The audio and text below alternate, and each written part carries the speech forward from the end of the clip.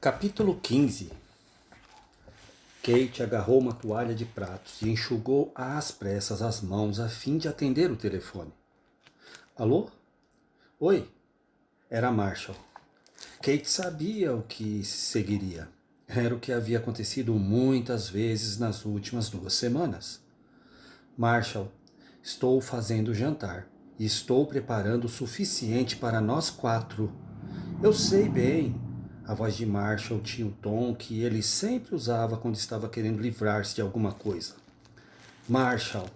Então Kate deu as costas à sala de estar onde Sam e Shawn estavam estudando e conversando, mas principalmente conversando. Não queria que eles percebessem o aborrecimento em seu rosto. Abaixou a voz. Gostaria que estivesse em casa para o jantar. Você ficou fora até tarde a semana toda. Tem estado tão ocupado e preocupado que nem parece que tenho mais marido. Kate, interrompeu Marshall, não é tão ruim quanto pensa. Estou ligando apenas para avisar que vou atrasar um pouco, mas eu irei. Quanto tempo de atraso? Puxa, Marshall não tinha certeza.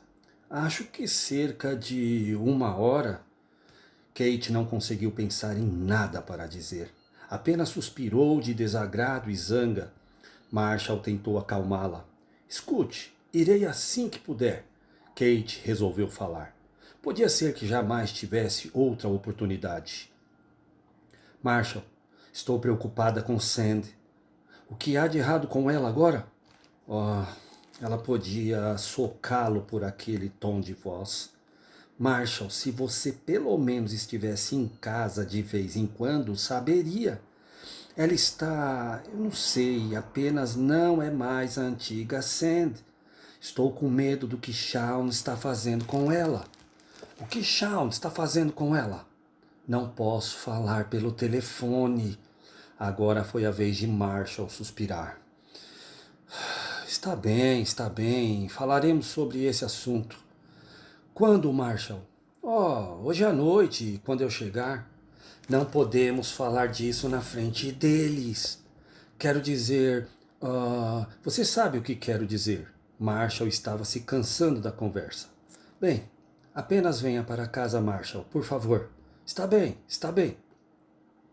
Marshall desligou o telefone sem dizer nada amoroso. Por um átimo, ele sentiu remorso pelo que fizera e pensou sobre como Kate devia sentir-se, mas forçou os pensamentos ao próximo e premente projeto: entrevistar a professora Jolene Langstrath. Noite de sexta-feira. Ela devia estar em casa. Ele discou o número e desta vez o telefone tocou. E tocou. E tocou mais uma vez. Clique. Alô? Alô? Aqui fala Marshall Hogan, redator do Clarim de Ashton. Estou falando com a professora Julie Langstrath? Sim, está. Em que posso servi-lo, Sr. Hogan? Minha filha Sand participa de algumas de suas classes. Ela pareceu contente ao saber disso. Ah, ótimo! De qualquer maneira, gostaria de saber se poderíamos marcar uma entrevista. Bem, o senhor teria de falar com um dos meus assistentes. Eles é que são responsáveis pela averiguação do progresso e problemas dos alunos. As classes são grandes, o senhor compreende. Ah, bem, não era exatamente isso que eu queria. Eu estava pensando em entrevistar a senhora. Com relação à sua filha, temo não conhecê-la. Não poderia dizer-lhe muita coisa. Bem, poderíamos falar um pouco acerca da aula, naturalmente, mas eu estava curioso também quanto aos outros interesses com que a senhora se ocupa na faculdade, os cursos eletivos que vem dando à noite. Ah, disse ela, terminando com uma nota descendente que não soava muito promissora. Bem, eles são parte de uma ideia experimental universitária que estamos tentando. Se desejar verificar esse fato, a secretaria pode ter alguns folhetos antigos disponíveis, mas devo informá-lo de que me sinto muito pouco à vontade em dar uma entrevista à imprensa e realmente não posso fazê-lo. Então a senhora não está disposta a discutir as pessoas muito influentes que constam de seu círculo de amizades? Não entendo a pergunta, e parecia que também não havia gostado dela.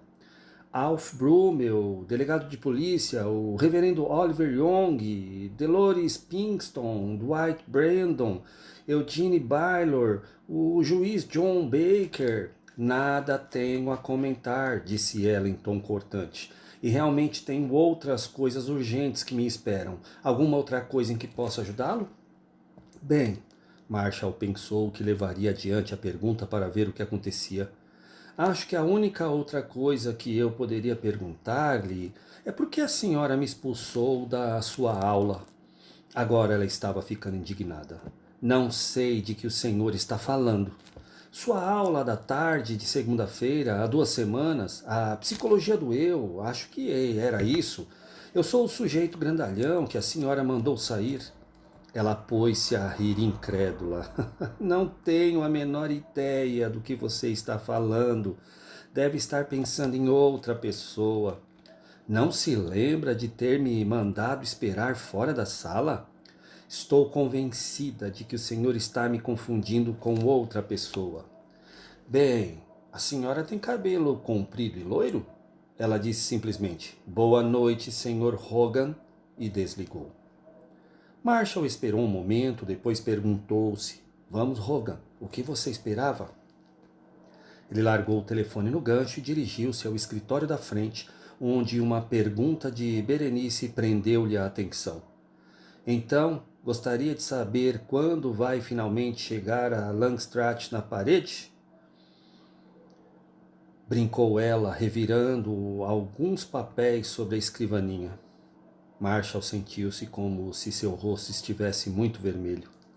Poxa, o seu rosto está bem vermelho, confirmou Berenice. É isso que dá a conversar com muitas mulheres temperamentais na mesma noite, explicou ele. Langstrath foi uma delas. Ai, e eu tinha pensado que Harmel era difícil. Berenice voltou-se animada. Você conseguiu falar com a Langstrath? Pelo total de 32 segundos. Ela não tinha absolutamente nada a me dizer e não se lembrava de ter me expulsado de sua classe. Berenice fez uma careta. Não é engraçado como ninguém parece lembrar-se de ter nos encontrado? Marshall, acho que somos invisíveis. Que tal muito indesejáveis e muito inconvenientes? Bem, disse Berenice, voltando a atenção à papelada. Langstrath provavelmente tem estado muito ocupada demais para falar com repórteres metidos. Uma bola de papel atingiu-lhe a cabeça. Ela olhou para trás e viu Marshall correndo os olhos por umas listas. Ele dava a impressão de que era impossível ter sido quem atirara aquele pequeno projétil. Ele disse: Puxa, será que eu conseguiria falar com Harmel outra vez? Mas ele também não quer saber de conversa. A mesma bola de papel bateu-lhe na orelha. Ele olhou para Berenice e ela estava absolutamente séria, toda profissional. Bem, é óbvio que ele sabia demais. Aposto que tanto ele quanto o antigo deão Strachan estão bastante assustados. Uma lembrança aflorou a mente de Marshall. Harmel falou dessa maneira, me avisando. Disse algo como: eu iria ficar na Rua da Amargura como todos os outros. E quem são todos os outros? Sim, quem mais conhecemos que poderia ter sido removido? Berenice correu os olhos por algumas anotações. Bem, sabe, agora que examino esta lista, nenhuma destas pessoas está no cargo há muito tempo. A bola de papel ricocheteou da cabeça da moça e deslizou levemente pela escrivaninha. E quem foi que elas substituíram? Perguntou Marshall. Berenice apanhou solenemente a bola de papel, dizendo: Podemos averiguar. Enquanto isso, a coisa mais óbvia a fazer é ligar para Strachan e ver o que... Ela atirou a bola em Marshall. Ele diz. Marshall agarrou a bola antes que esta o tocasse e depressa amassou outra para aumentar o seu arsenal, devolvendo as duas na direção de Berenice. A moça pôs-se a preparar um contra-ataque adequado. Está bem, disse Marshall, caindo na gargalhada. Ligarei para ele. De repente, ele se viu no meio de uma tempestade de bolas de papel. Mas acho melhor irmos embora daqui. Minha esposa está esperando. Berenice ainda não havia terminado a batalha, de modo que acabaram a guerra e então tiveram de fazer a limpeza antes de sair. Jafar andava de um lado para outro no escuro porão, expelindo baforadas quentes que formavam uma camada de nuvem que o ocultava do ombro para cima. Ele batia com um punho no outro, estraçalhava inimigos invisíveis com as garras estendidas, praguejava e fervia de raiva. Lúcius, ao lado dos outros guerreiros, esperava que Jafar se acalmasse e desse o motivo da reunião. Lúcius bem que se divertia com a pequena cena que tinha diante de si. Era óbvio que Jafar, o grande Gabola, havia sido humilhado na reunião que tivera com o chefe. Lúcius mal podia evitar que um sorriso hediondo lhe aflorasse a fisionomia. O anjinho não lhe disse onde poderia encontrar esse... Como é mesmo o nome dele? Perguntou Lúcius, sabendo muito bem o nome de tal. Tal, rugiu Jafar, e Lúcius conseguia detectar a humilhação de Jafar ao pronunciar aquele nome. O anjinho, o inofensivo anjinho, não lhe disse nada? A pronta reação de Jafar foi um monstruoso punho negro agarrando-o no mesmo instante em torno da garganta de Lúcius. Está caçoando de mim, seu diabinho. Lúcius havia aprendido o tom certo de servilidade que agradava ao tirano. Oh, não fique ofendido, grande senhor, apenas procuro o que lhe agrada. Então procure esse tal, rosnou Jafar. Soltou Lúcius e voltou-se para os outros demônios. Todos vocês, procurem esse tal. Quero-o nas mãos para poder estraçalhá-lo à vontade. Esta batalha poderia facilmente ser resolvida entre nós dois. Encontrem-no, tragam-no notícias. Lúcius tentou ocultar as palavras atrás de um tom lamuriento, mas elas foram selecionadas especialmente com outro objetivo. É o que faremos, grande senhor, mas seguramente esse tal deve ser um inimigo estupendo para tê-lo derrotado quando da queda da Babilônia. O que fará com ele se o encontrarmos? Ousará atacá-lo novamente? Jafar riu, as presas brilhando. Verão de que o seu Baal é capaz. Espero que não vejamos o que esse tal pode fazer. Jafar aproximou-se de Lúcius e fitou-o com ardentes globos amarelos até o outro abaixar o olhar.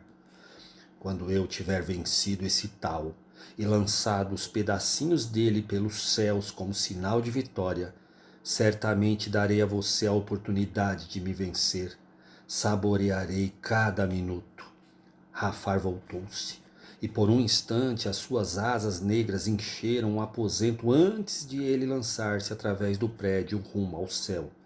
Durante as horas que se seguiram, enquanto anjos em toda a cidade observavam de seus esconderijos, o Baal voou lentamente sobre a cidade, como um abutre sinistro, a espada visível e desafiadora, para cima, para baixo, para diante, para trás. Ele voou, serpeando entre os prédios do centro, elevando-se a seguir bem alto sobre a cidade em arcos graciosos. Lá embaixo, através da janela de obscura loja num porão, Sion observava enquanto Jafar sobrevoava novamente. Ele se voltou para o seu capitão, sentado por perto nos engradados de eletrodomésticos com Guilo, Triscal e Mota. Triscal, com a ajuda dos outros, estava conseguindo curar-se e consertar os estragos. Não compreendo, disse Sion. O que ele acha que está fazendo? Tal ergueu os olhos dos ferimentos de Triscal e disse com naturalidade: Está tentando forçar-me a sair. Mota acrescentou: Ele quer o capitão. Aparentemente, ele ofereceu grandes honrarias ao demônio que encontrar o capitão tal e informá-lo sobre o seu paradeiro. Guilo disse asperamente: Os demônios estão rastejando por toda a igreja com esse único objetivo. Foi o primeiro lugar que examinaram. Tal previu a próxima pergunta de Sion e a respondeu. Signa e os outros ainda estão na igreja. Tentamos manter a nossa guarda ali com a mesma aparência de sempre. Sion viu Rafar circular sobre o limite distante da cidade e voltar para a outra sobrevoada. Eu estaria em apuros se fosse desafiado por alguém como ele. Tal falou a verdade, sem se envergonhar. Se eu tivesse de defrontá-lo agora, é quase certo que perderia, e ele sabe disso. Nossa cobertura de oração é insuficiente, enquanto ele tem todo o apoio que precisa. Todos ouviram o ruflar das enormes asas de couro de Rafar e viram a sombra do demônio recair sobre o prédio por um instante enquanto ele o sobrevoava. Teremos todos de ser muito, muito cuidadosos. Hank estava caminhando pela cidade novamente, para cima e para baixo, passando pelas ruas e casas comerciais, conduzido pelo Senhor e orando a cada passo que dava. Ele sentia que Deus tinha algum propósito particular para esse pequeno passeio, mas nem podia começar a imaginar qual fosse. Crione e Triscal caminhavam ao lado dele. Haviam obtido alguns reforços para ficar na casa e tomar conta de Mary. Eles estavam cautelosos e alerta, e Triscal, ainda recuperando-se do recente encontro com Rafar, sentia-se especialmente nervoso ao considerar aonde estavam conduzindo Hank. Hank virou para um lado onde jamais estivera antes, desceu uma rua a qual jamais olhara antes, e finalmente se deteve do lado de fora de um estabelecimento comercial a respeito do qual apenas ouvira péssimas referências, mas que jamais conseguira encontrar. Parado do lado de fora da porta, ele olhou, admirado do número de garotos que entravam e saíam como abelhas. Por fim, entrou. Crione e Triscal fizeram o possível para parecer humildes e inofensivos ao seguirem-no. A caverna era um nome apropriado. A eletricidade consumida para acionar as fileiras e mais fileiras de jogos eletrônicos luminosos e ruidosos era compensada pela total ausência de qualquer outra luz, exceto um pequeno globo azul aqui e ali no teto preto, pelos quais serpeava de vez em quando um fiozinho da luz. Aquele era a caverna. Havia mais som do que iluminação. Pesada música rock de metaleiros tonitruava de alto-falantes em toda a volta do aposento e chocava-se dolorosamente com as misérias de sons eletrônicos que rolavam das máquinas. Um único proprietário, assentado atrás da pequena máquina registradora, lia uma revista pornográfica quando não estavam trocando moedas para os jogadores. Hank nunca vira tanta moeda num único lugar. Ali estavam garotos de todas as cidades, com poucos outros lugares onde ir, reunindo-se depois das aulas e durante todo o fim de semana para passar o tempo, aguentar-se, jogar, arranjar um par, sair por aí, entrar nas drogas, fazer sexo, fazer fosse lá o que fosse. Hank sabia que aquele lugar era um pedaço do inferno, não por causa das máquinas, nem da decoração, nem da escuridão. Era o pungente mau cheiro espiritual de demônios no auge da atividade. Sentiu-se mal do estômago. Crione e Triscal podiam ver centenas de olhos amarelos estreitados fitando-os dos cantos e esconderijos escuros do aposento. Já haviam ouvido diversos sons metálicos de espadas sendo puxadas e colocadas de prontidão. Pareço suficientemente inofensivo? Perguntou Triscal baixinho. Eles já não acham que seja inofensivo, disse Crione secamente. Os dois olharam em redor a todos os olhos que os vigiavam. Sorriram de forma apaziguadora e erguendo as mãos vazias para mostrar que não tinham intenções hostis.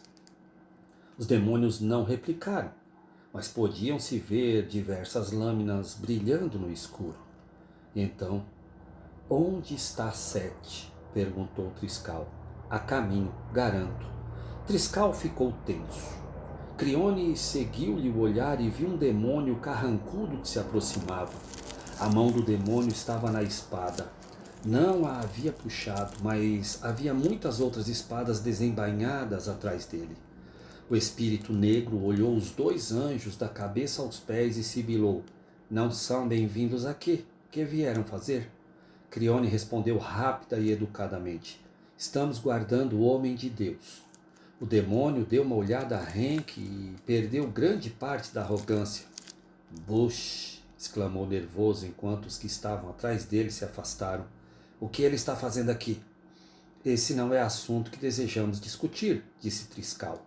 O demônio apenas sorriu zombeteiro. Você é Triscal? Sou. O demônio riu, tossindo baforadas vermelhas e amarelas.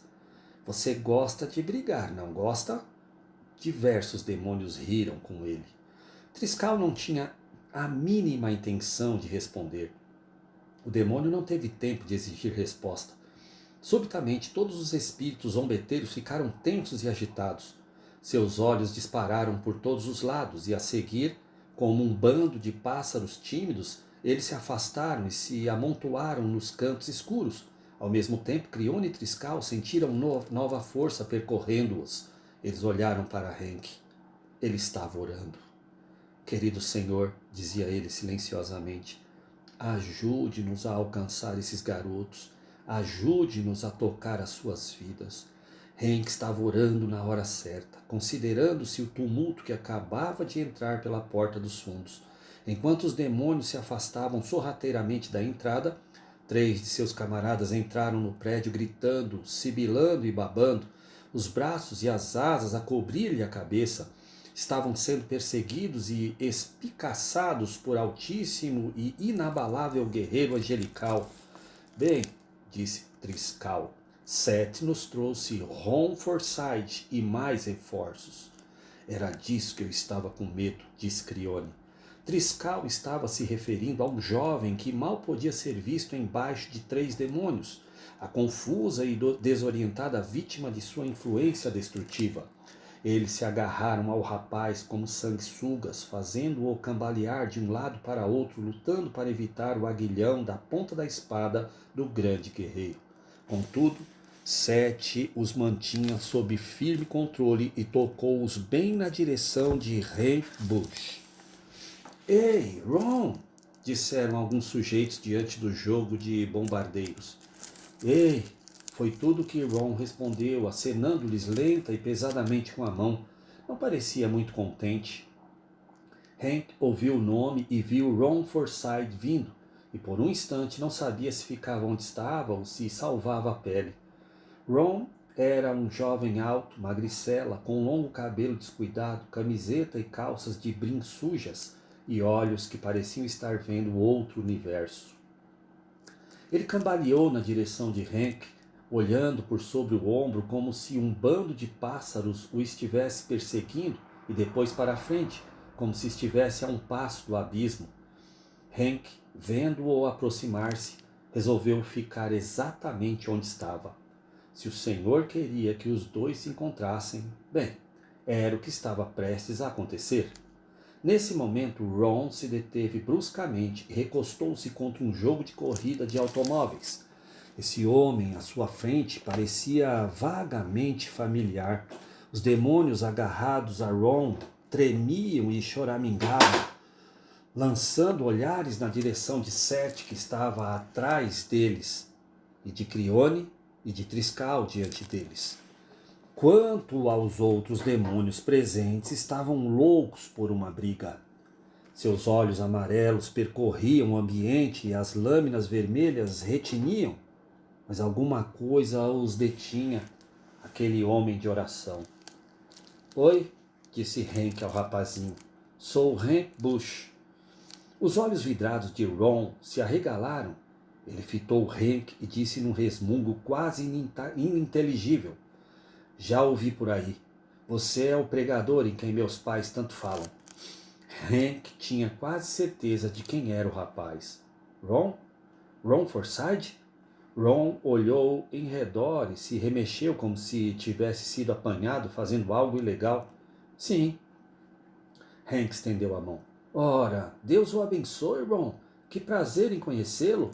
Os 3 demônios rosnaram ao ouvirem aquilo, mas os 3 guerreiros inclinaram-se apenas um pouco para a frente e os mantiveram sob controle. Feitiçaria, disse Triscal, identificando um dos demônios. Feitiçaria agarrou-se a Ron com garras pontiagudas como agulhas e sibilou. E o que tem a ver conosco? O rapaz, disse Crione. Não pode nos dizer o que fazer, cacarejou outro demônio, os punhos teimosamente fechados. Rebeldia? Perguntou Crione. O demônio não negou. Ele nos pertence. Os espíritos no aposento estavam cada vez mais corajosos, aproximando-se cada vez mais. Vamos tirá-lo daqui, disse Crione. Hank tocou Ron no ombro e disse, por que não saímos ali fora a fim de conversar um minuto? Feitiçaria e rebeldia perguntaram juntos. Para quê? Ron protestou. Para quê? Hank simplesmente guiou-o com brandura. Vamos! E eles saíram pela porta dos fundos. Triscal permaneceu à porta, a mão na espada. Apenas os demônios agarrados a Ron tiveram permissão de sair, constantemente encurralados por Seth e Crione. Ron afundou-se em câmara lenta num banco próximo como uma boneca de pano. Hank colocou a mão no ombro de Ron e permaneceu olhando dentro daqueles olhos baços, sem saber onde começar. Como está se sentindo? Perguntou, afinal. O terceiro demônio envolveu a cabeça de Ron em seus braços grossos e viçosos. A cabeça do rapaz caiu sobre o peito e ele quase adormeceu, alheio às palavras de Hank. A ponta da espada de Seth recebeu a atenção do demônio. O quê? Guinchou. Bruxaria? O espírito riu como que embriagado. O tempo todo, mais e mais, ele jamais desistirá. Ron pôs-se a rir, sentindo-se drogado e bobo. Mas Hank podia detectar algo em seu espírito, a mesma presença horrível que sentira naquela noite tão assustadora. Espíritos malignos? Em um rapaz tão jovem? Senhor, o que posso fazer? O que posso dizer? O Senhor respondeu. E Hank sabia o que tinha de fazer. Ron, disse ele, quer Ron o ouvisse, quer não, posso orar por você? Apenas os olhos de Ron se voltaram a fim de olhar para Hank e Ron chegou a suplicar. Sim, ore por mim, pregador. Mas os demônios não queriam saber daquilo. Todos eles bradaram ao cérebro de Ron a uma voz. Não, não, não. Você não precisa disso. Ron despertou de repente, a cabeça balançou de um lado para outro e ele resmungou. Não, não, não ore, não gosto disso.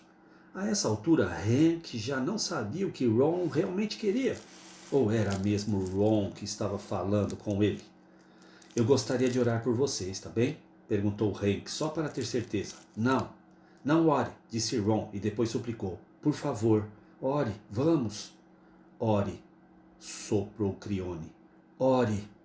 Não, bradaram os demônios. Não pode obrigar-nos a deixá-lo. Ore, disse Crione. Hank achou melhor assumir o comando da situação e orar por aquele rapaz. Ele já havia colocado a mão sobre Ron e assim começou a orar com muita brandura. Senhor Jesus, eu oro por Ron. Por favor, toque o Senhor e chegue à sua mente e liberte-o desses espíritos que estão agarrados a ele. Os espíritos agarraram-se a Ron como crianças malcriadas e choramingaram diante da oração de Hank. Ron gemeu e sacudiu um pouco mais a cabeça. Ele tentou erguer-se, em seguida sentou-se outra vez e segurou o braço de Hank. O Senhor falou novamente a Hank e deu-lhe um nome. Bruxaria, deixe-o em nome de Jesus. Ron remexeu-se no banco e gritou como se tivesse levado uma facada. Hank pensou que Ron lhe arrancaria o braço de tanto apertar, mas Bruxaria obedeceu. Ele ganiu e berrou e cuspiu, mas obedeceu, esvoaçando até as árvores próximas. Ron deu um suspiro angustiado e olhou para Hank com olhos cheios de dor e desespero. Vamos, vamos, você está conseguindo. Hank estava estupefato. Ele segurou a mão de Ron só para dar-lhe segurança e continuou a olhar nos seus olhos. Estavam mais claros agora. Hank podia ver uma alma sincera, súplice, devolvendo-lhe o olhar. E agora? Perguntou ele ao Senhor. O Senhor respondeu, e Hank soube outro nome. Feitiçaria. Ron olhou diretamente para Hank, os olhos selvagens e a voz rouca. Não, eu não, nunca. Mas Hank não se deteve. Olhou bem nos olhos de Ron e disse, feitiçaria. Em nome de Jesus, largue-o. Não, protestou. Mas então Ron disse com a mesma presteza: Vá, feitiçaria, saia, não o quero mais comigo. Feitiçaria obedeceu relutante. Graças àquele homem de oração, oprimir Ron Forsythe já não era divertido. Ron descontraiu-se novamente, fungando para deter as lágrimas. Sete cutucou o último demôniozinho. E você, rebeldia? Rebeldia estava achando difícil resolver o que fazer. Ron o sentia. Espírito, por favor, vá embora, já não quero saber de você. Hank orou a mesma coisa. Espírito, vá. Em nome de Jesus, deixe Ron em paz. Rebeldia considerou as palavras de Ron, olhou para a espada de Sete, olhou para o homem de oração e finalmente soltou-se. Ron contorceu-se como se estivesse sofrendo de terrível cólica e então disse: Sim, sim, ele saiu. Sete tocou para longe os 3 demônios e eles esvoaçaram de volta à caverna onde seriam bem-vindos e ninguém os incomodaria. Hank continuou a segurar a mão de Ron e esperou, vigiando e orando até saber o que mais fazer. Era tudo tão incrível, tão fascinante, tão apavorante, mas tão necessário. Essa devia ser a lição número 2 em combate espiritual que o Senhor lhe ensinava. Hank sabia que estava aprendendo algo de que precisaria para vencer essa batalha. Ron estava se transformando diante dos olhos de Hank, descontraindo-se, respirando com mais calma, os olhos voltando ao normal, à realidade.